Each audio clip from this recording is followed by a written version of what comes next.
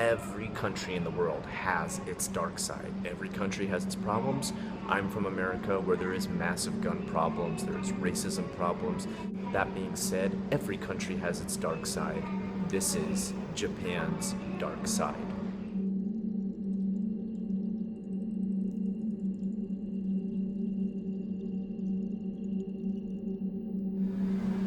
Now, the quotes that you're going to see today and the different people that I am using as a source for this video are actually professors of colleges within Japan and Japanese professors within Japan, as well as ward and prefecture statistics taken from government papers within Japan.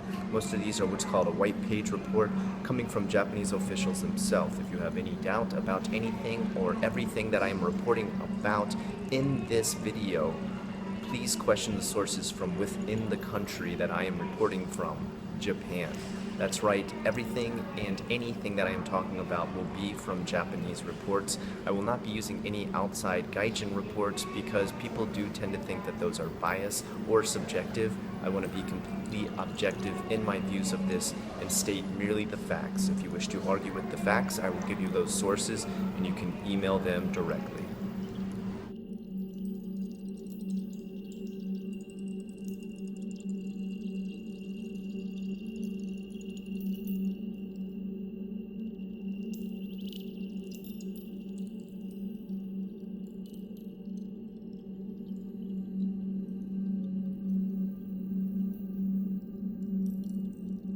Let's of course start first with one of the biggest topics that always drops into everyone's mind when they think about the dark side of Japan: suicide. Yes, Japan has a long and dark history with suicide. It first starting with the samurais who would use it as a way to die quote-unquote honorably. It is known mostly for seppuku and harikiri, which is the stabbing of one's stomach. It started out first as a ritual in which the samurai would take a smaller katana blade, cut open his stomach, while his apprentice would stand over him and cut off his head as he would reach the point of death. It eventually reached a point that when the samurai would reach for the smaller katana blade, immediately his apprentice would cut off his head. This was an honorable way to die, even more so than being defeated in a war. It was also offered to the opposing clans when another clan was conquered. It was mostly known throughout Edo era and seen throughout the Bushido Blade way of honor. It has continued throughout Japan in other ways, seeing sacrifices to one's company, family, or destruction of the self for the greater to survive. If a massive error has been made on the main participant of a massive movement or group, he then commits suicide to put honor back onto the group. This has been seen most recently with the Obokata scandal. For those of you who do not know, the Obokata scandal was one in which a woman scientist named Obokata had come forth with a way in which to clone cells. It was later found out that this way did not work. Her sensei or senpai, who is her master that an apprentice would look up to, then committed suicide, saying that he had not properly followed through with what he had said had been reported and put the blame on himself and committed suicide. Probably the coldest aspect of the story that was not reported in the news was told to me by a friend who had a roommate who was working at the building in which this man committed suicide. He said that the overall atmosphere of the company and its employees was that, of course, he had committed suicide, and of course he had followed through with it. It was the only honorable thing to do in this situation. He said there was not a tear shed, not a day taken off, and not a counselor brought into the building to deal with this in any way whatsoever, and it was most definitely seen as the thing that needed to happen in a shogunai, which means nothing can be done, situation.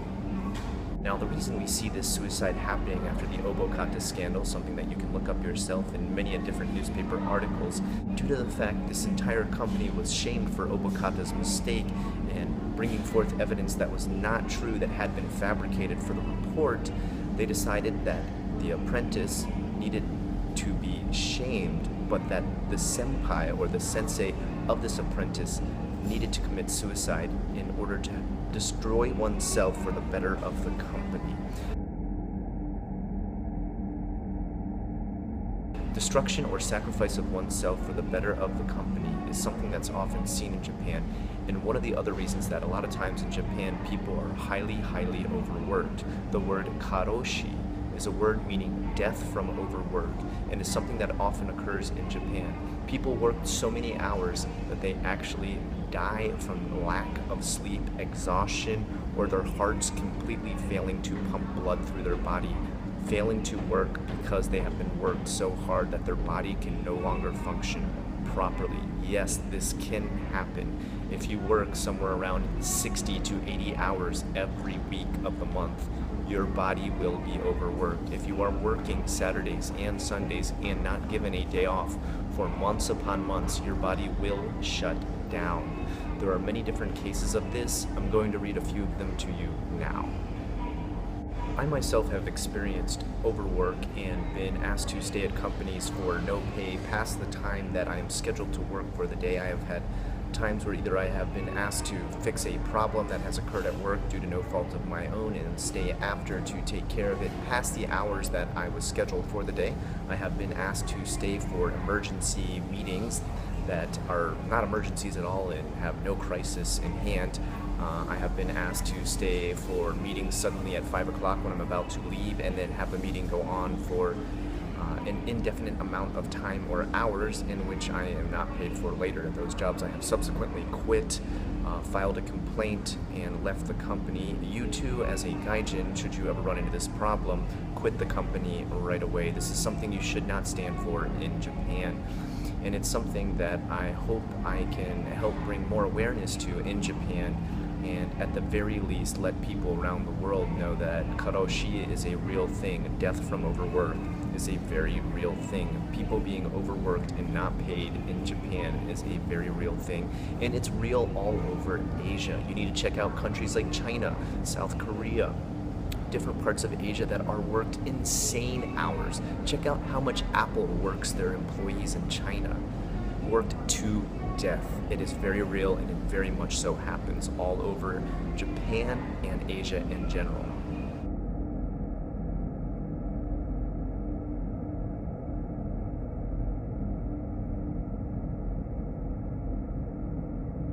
The next issue is child pornography. Now, this is something that has recently been brought to the attention of the world as the 2020 Olympics are headed to Tokyo, Japan.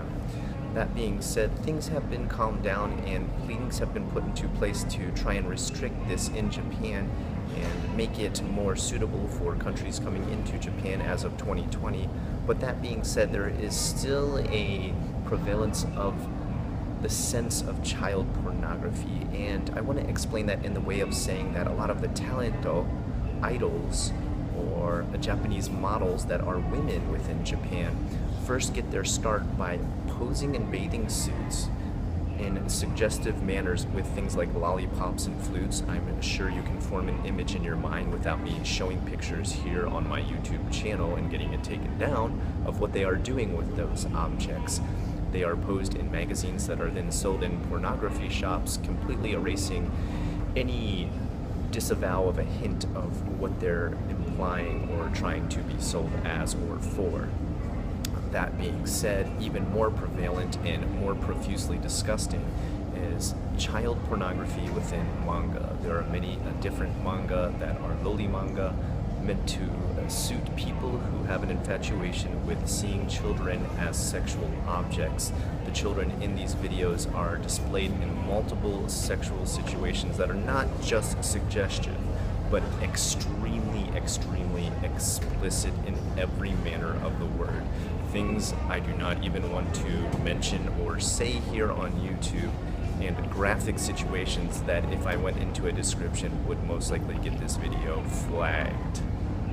Some argue that the rape or child pornography or violence mixed with sex seen in some of these manga is a kind of gray area, a way in which artists and those with fetishes are able to express or act on these fetishes without actual real-life violence occurring on people or civilians within the country. This being said, I'm going to get an objective viewpoint on this and merely state what I have seen in Japan. Let you in the comments below make the call on whether you think this is right or wrong. I'd love to hear what you have to say. Mental illness in Japan. Now, covering suicide is not quite enough when it comes to covering mental illness in Japan. Mental illness is a problem in Japan and something that is not thoroughly addressed. The movie Suicide Circle or Suicide Club tried its best to address this and did get the government to write up a white page report trying better to get more psychologists and psychiatrists in Japan. Nonetheless, it has little to no effect. Most of the psychologists and psychiatrists are in Kobe here in Osaka, and in Tokyo they tend to be only in the inner city. Most of the psychologists tend to be quick to recommend psychiatry, which is the giving of medicine right away, the medical aspect of dealing with mental problems. That tends to be the fastest solution here in Japan. Actually talking through or having a counselor or being counseled verbally in Japan tends to be frowned upon, even more so in places in which you have to gather with herds or groups of people, such as your workplace. Bringing your problems or things that upset you to your workplace is highly, highly frowned upon. If you were to come into work and be upset about marriage problems, about problems with your child, about problems with a death in the family, it would be frowned upon and seen as something you are not supposed to bring into work and unprofessional. That being said, even when you have had a loved one die, being able to take off a long amount or extended amount of time in Japan is difficult to do. The workplace demands its workers come non-stop, also leading to some of the same reasons that we see suicide at work or karoshi, death from overwork. Oftentimes, a lack of mental or verbal counseling in Japan comes from a lack of either knowledge or assistance or the proper staff in which to do it. Oftentimes when I worked as an Kaiwa teacher, which means an English conversation teacher, a face-to-face, one-on-one student-to-teacher lesson, I often found myself with students who I would always ask, what is the reason that you're coming to these English lessons? Because that is one of the first questions you usually ask to find out their goal of what they're trying to learn in English. Many times when I worked for a company known as Nova, I got a very disturbing answer. They had gone to their doctor for depression, a family matter, or some sort of mental distress. The doctor had then prescribed to them to start taking English lessons. His reason for doing so was so that they could explain their problems, mental anxiety, and or stress or depressing situation to a gaijin. He felt gaijin were better equipped for this situation, to counsel these situations, and to tell their honest feeling as to what to do in these situations. They would not shy away from them or turn the student away. That being said, I am not in any means a trained psychologist, nor do I have any sort of certificate that makes me able to handle these sort of problems. I would of course try my best, but was thoroughly disturbed that I was their only outlet for this situation. This had occurred more than once, 3 times that I can remember off the top of my head.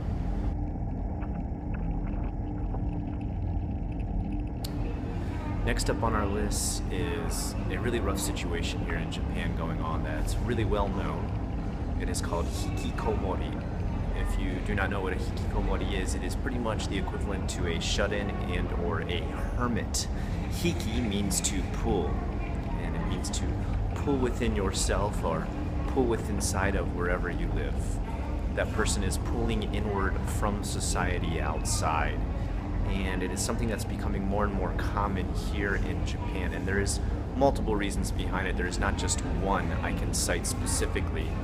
Some of the reasons being that the workplace is becoming too hard to work at, too much demands, too long of a work day, too much stress. A man goes through college or a woman goes through college, they finish everything that they're told to do as far as high school, elementary school, grade school through their life. They get all the skills that they need.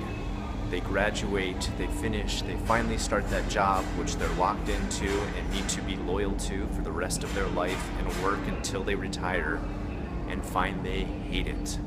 What would you do if that happened? Your destiny is to work one single trade or one single job. You work your whole life towards training to do that. You get there, you start the job, and you hate it. And not only that, it's 8 to 12 hours a day. It's not just a job you can work part-time. There is no quitting. So when they finally do quit and there's nothing else out there for them, they retreat inside, usually being their parents' house. Or sometimes when a person goes through high school, finishes, and doesn't know what to major in college, or can't find their calling, or can't get into what their calling is, instead of looking for other avenues or searching the forking paths that is graduation from college, they instead retreat within their home, thinking that there is no future for them. It's really a sad situation. And another one that is also connected to some of the parenting going on in Japan as far as monster parents. Monster parents is a different situation in which the parent is constantly attacking the teachers who are trying to teach the kid. This is a situation in which parents are never happy with what the teacher is teaching or how they are disciplining the children, or they rely on the teacher too much. For example, I've worked at international schools before where the parents expect the teachers to be able to teach the kids how to use chopsticks, when that is very much so a parent's job, and even more so a parent's job when you send a kid to an international school with gaijin who have never ever been raised to teach kids how to use chopsticks. I myself was never taught by my mother how to use chopsticks. What skills would I have learned to teach kids of yours how to use chopsticks? And that is just a very, very small aspect. There's other things like potty training, something that should also be done at home, but can be reinforced at school, but not necessarily taught first at school.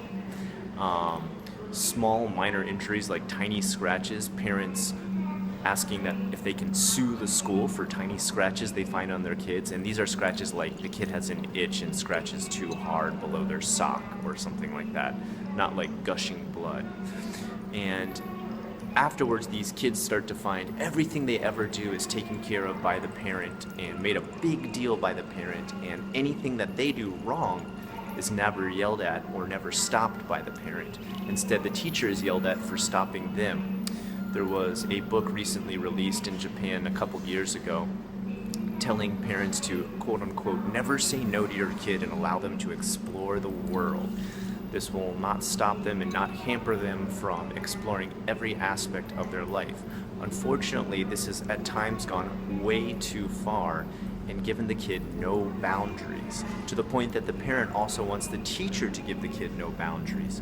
This can lead to things like fighting between students, injury to other students from ones that can't be told no.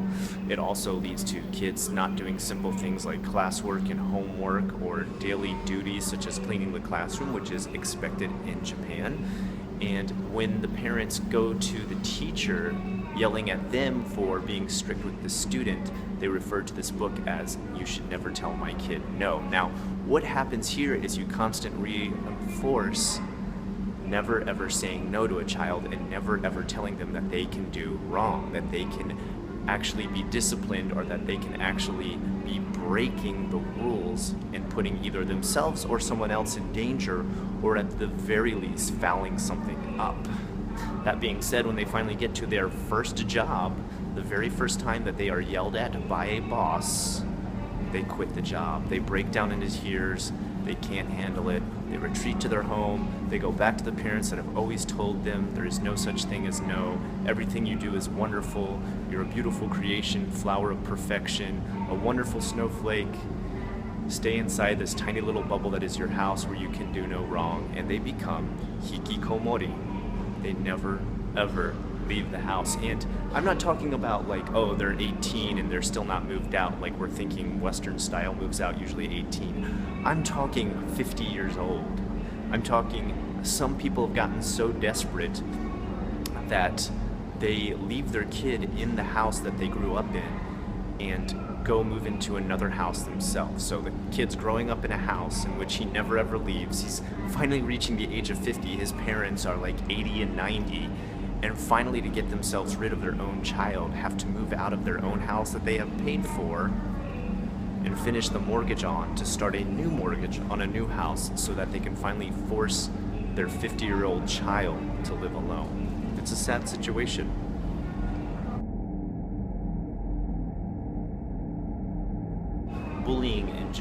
is a huge problem. It is something that goes unstopped and unnoticed by principals and teachers everywhere throughout elementary schools, junior high schools, and high schools in Japan.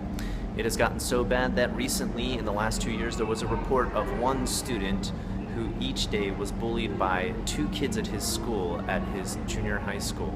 Each day, he was made to jump from the second-story window down to the sidewalk below to quote-unquote practice committing suicide. He was forced to do this by the 2 bullies, who would in turn beat him up if he did not do this. Commonly, he was made to do this multiple times throughout the day until finally one day he jumped from his apartment building to commit suicide for real, as he saw no hope in his school situation. This is an unfortunate situation that then went completely unnoticed by both teachers and the principal. When police came to the school to investigate what had happened, multiple kids had tried to warn the teacher and the principal about this going on. They, of course, did nothing. In fact, the principal had gone so far as to plead with the parents to try and not make a big deal about this, and please do not go to the media or the police, which they, of course, right away did. They then sued the school, and in most times, a case like that would not be settled in the favor of the parents. The parents would not receive any money, nor would they even attempt to sue the school to begin with, but because this was something that had gone reported multiple times and nothing had been done, and on top of it, the Kocho sensei, or the principal, had tried to cover it up, they won the suit. New bully laws are being put into place that can ban kids from attending different schools within their district after they have been caught for bullying or causing a death like this to happen. Of course, bullying is still prevalent in Japan and still a massive problem.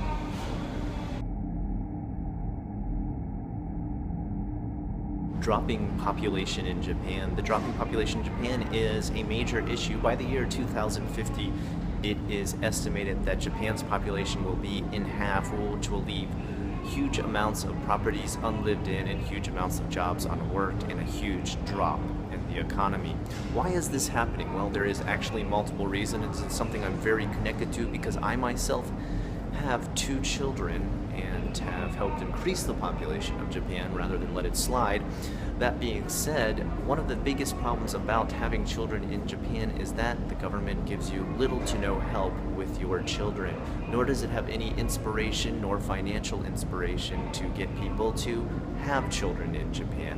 One of the biggest problems about Japan's politics and politicians is that they can cater completely to the elderly. If you do not already know it, Japan has one of the longest lifespans in the world, people living up to 70, 80, and 90. 100 is not completely unheard of.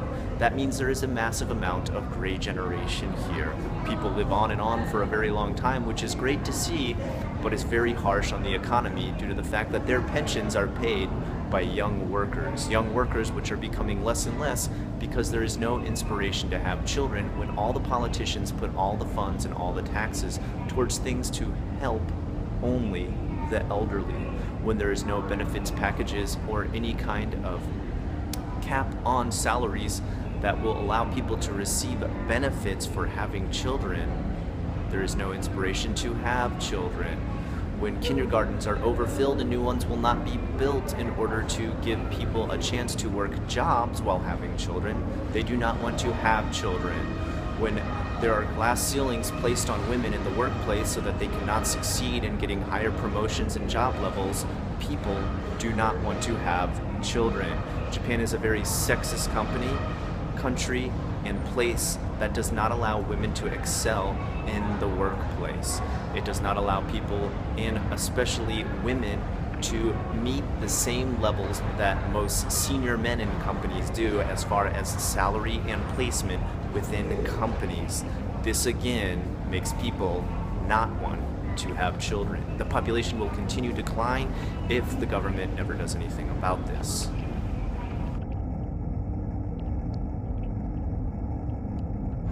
I'd like to end this video with a personal story of one of my darkest things that had ever happened while I was working as a teacher in Japan in my earliest of years. I am now an illustrator and no longer have many students that I deal with aside from a few private lessons. That being said, my past did deal with teaching at high schools. I was which was called an ALT, an assistant language teacher to the Japanese person who taught English, who was the JLT, the Japanese language teacher.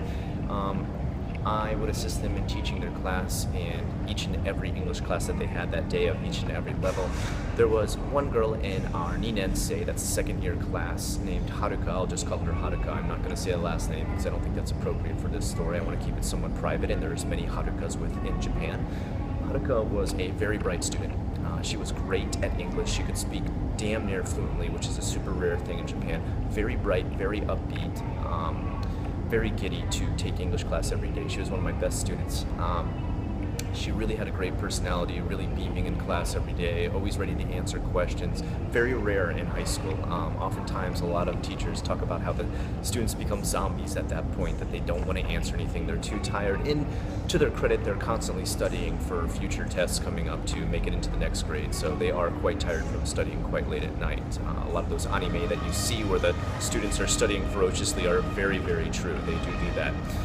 Anyway, Haruka was a great girl, and one day she didn't come into class, and I didn't think anything of it, and then it was a week, and then it was a month, and finally I got it into my head to finally ask my assistant and my Japanese teacher what had happened, and there was a long pause, and she didn't really want to answer it at first. And first she tried to just totally answer it in Japanese, and I didn't quite understand what she was saying, and I didn't speak good enough Japanese at the time. It was only my second year in Japan. My Japanese was very poor. So I said, I'm sorry, can you just please explain that in English, because I've never heard any of those words before. I'm very, very new, to Japanese and the language. I apologize. So pretty much fighting back tears, she told me the situation, and she kept a smile on her face the whole time like you would in Japan. I've had people who've had family members die and still tell me stuff with a smile on their face, because this is the outside face that you keep in Japan to make sure you don't make people uncomfortable. And she told me the story. Apparently there had been a lot of yelling and screaming coming from her house about 30 days ago. And it had gotten louder and louder throughout the night and been escalating all through the day.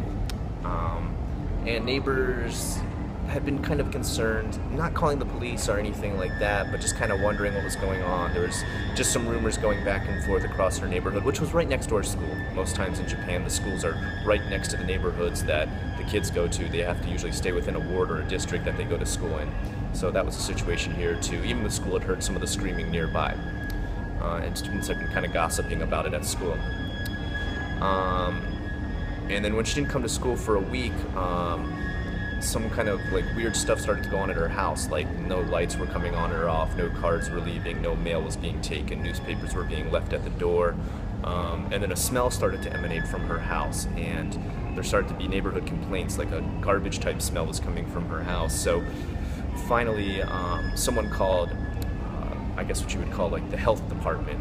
They showed up to her house, and when they knocked, nobody answered, so finally they had to call the police. Well, finally when the police came to the house, they found the entire family dead. The father was dead, the mother was dead, and Haruka was dead. And the reason she was dead was because the father had gone on a rampage due to losing his job. He couldn't pay the mortgage on the house, and he had stabbed Haruka, he had stabbed her mom, and he had eventually slit his own throat and let himself to bleed out. And that was the end of their family. That was the end of everything that was Haruka and her family and her existence and any continuation of her lineage or anything else for that matter about her life. It was not talked about at school. It was not rumors constantly passed around at school. It was shut down. The neighbors knew that there had been a lot of domestic violence over at her house. They knew there had been problems. They knew there had been fighting. This is something I myself did not know because I did not stay much past about 4:30. That's when your job usually ends for ALT job. So I had not heard any nighttime yelling and stuff like that when this had occurred. But they had never called the police because they didn't want to get involved.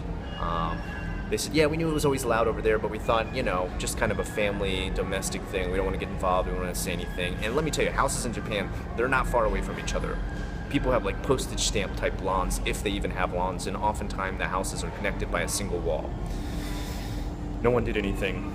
The teachers knew she was coming home with bruises and stuff like that. She was coming to school with different slash marks and cutting, and she had had problems in the past, crying at school. no one did anything. I had never been informed of this. This was my first few months that I had worked there, so I barely knew any history about this school. But they had just let this all go, and that was the end result. And I'll always remember that. That'll always be kind of in my mind, and something that will travel with me through all my studies and all my teaching and all my jobs in Japan. And a vow to myself that if I ever find a person in distress like that, I will do everything within my power, now that I can speak Japanese, not perfect, but way the hell better than I could 3 years ago, that I'll do something.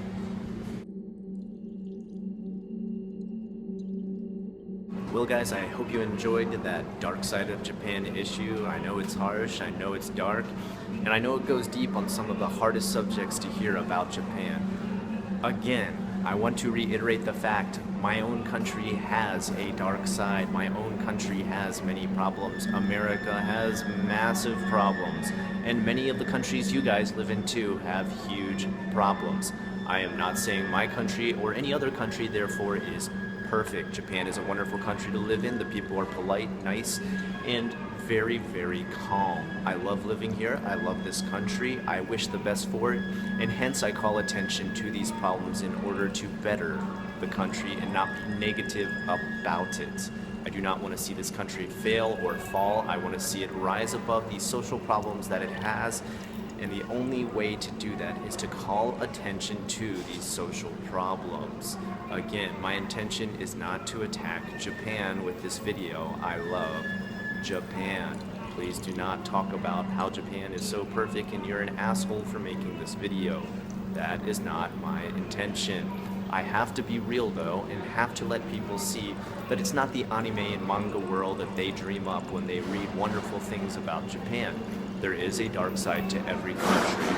This is Japan's. Until next time, I'm Unrested. If you like what you saw here today, please like, comment, and subscribe. And also, look for future episodes of Dark Side in Japan, where I explore each of these issues individually.